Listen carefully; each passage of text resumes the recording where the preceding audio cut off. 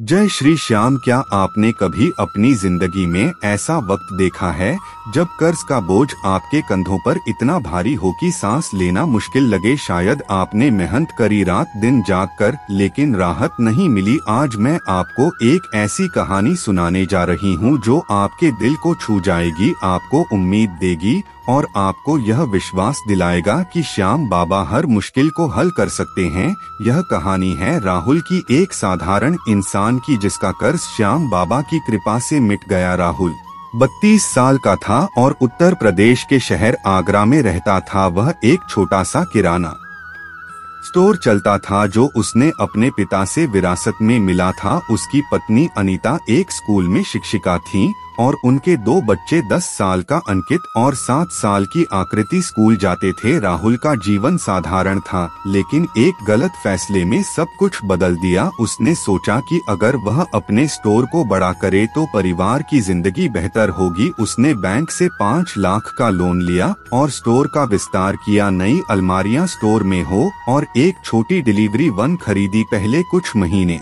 सब ठीक रहा, ग्राहक बढ़े और राहुल को लगा उसका फैसला सही था। लेकिन जल्द ही बाजार में प्रतिस्पर्धा चैन में उसके इलाके में दुकान खोल दी। ग्राहक कम होने लगे और राहुल का स्टॉक बिक नहीं पाया। बैंक का ब्याज बढ़ता गया और हर महीने 20,000 की किस्त चुकाने मुश्किल हो गई। उसने दोस्तों और रिश्तेदारों से उधार लिया, लेकिन कर्ज का बोझ 10 लाख रुपए तक पहुंच गया। अनीता ने अपनी सैलरी का हिस्सा भी देना शुरू कर दिया, लेकिन यह काफी नहीं था। राहुल रातों को जागकर हिसाब किताब करता, लेकिन आंकड़े उसे डराते थे। बैंक वाले फोन करते और एक बार तो कर्ज वसूली एजेंट घर आए, जिससे बच्चे डर गए। अंकित ने एक दिन पूछा, पापा हमारा घर क्यों जाएगा? राहुल का गला रूठ गया और उसने अनीता से कहा, मैंने सब बर्बाद कर दिया, अब क्या करूं? अनीता ने उसे हिम्मत दी। राहुल हार मत मानो, कोई ना कोई रास्ता निकलेगा।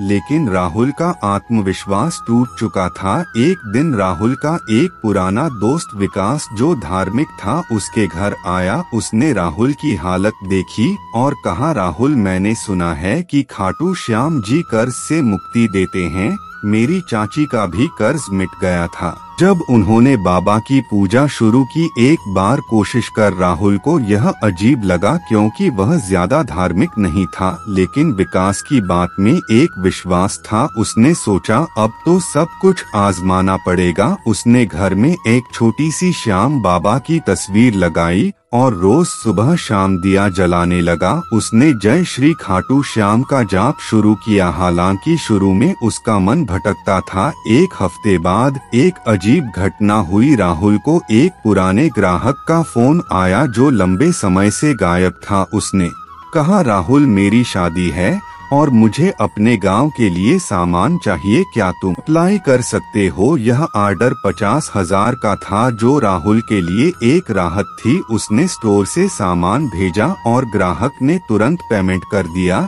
यह छोटी सी सफलता राहुल को उम्मीद दे गई। उसने सोचा शायद बाबा ने मेरी सुन ली। राहुल ने फैसला लिया कि वह श्याम बाबा का धन्यवाद करेगा और उनकी शरण में जाएगा। उसने अनीता और बच्चों को साथ लिया और अपनी थोड़ी सी बचत से खाटू श्याम की यात्रा की योजना बनाई। बस में सफर लंबा था और रास्ते में बारिश में मुसीबत बढ़ गई। बच्चों को भूख लगी, लेकिन राहुल ने हिम्मत रखी और हर कदम पर जय श्री खाटू श्याम का जाप किया। खाटू श्याम पहुंचकर उन्होंने मंदिर में प्रवेश किया। मंदिर की शांति और भक्तों की भक्ति ने राहुल के मन को छुआ। उसने बाबा के चरणों में सिर झुकाया और कहा, बाबा मैंने आपका नाम लिया और थोड़ी राहत मिली, अब मुझे मेरे कर्ज से मुक्ति दीजिए। उसने मंदिर में 500 का चढ़ावा चढ़ाया और मन्नत मांगी और कहा, अगर कर्ज मिट गया